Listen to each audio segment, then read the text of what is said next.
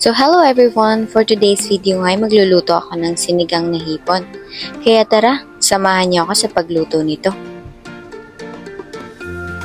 At ito nga yung mga ingredients na gagamitin ko sa pagluluto.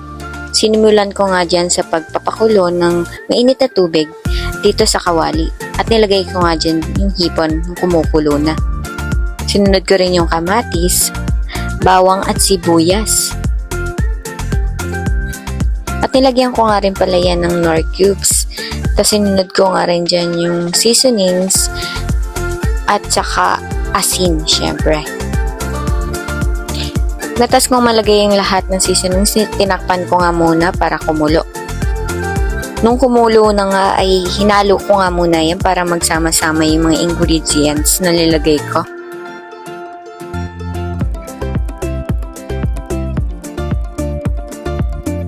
Ang sinunod ko naman nga ay nilagay ay yung piniga kong kalamansi.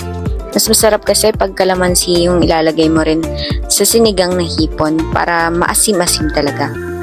And then, lalagyan ko pa rin nga yan ng sinigang mix na sampalok para lalong manuot yung asim niya dun sa hipon.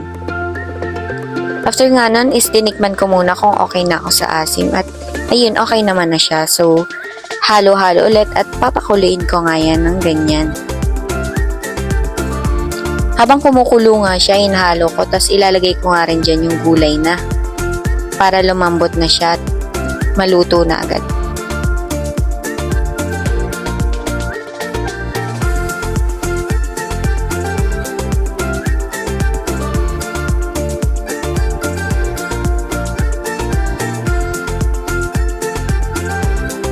Nung okay na nga ako paghalo ay tinakpan ko muna at papakuloon ko ulit ng ilang minuto. At ayan na nga, luto na ang sinigang na hipon natin.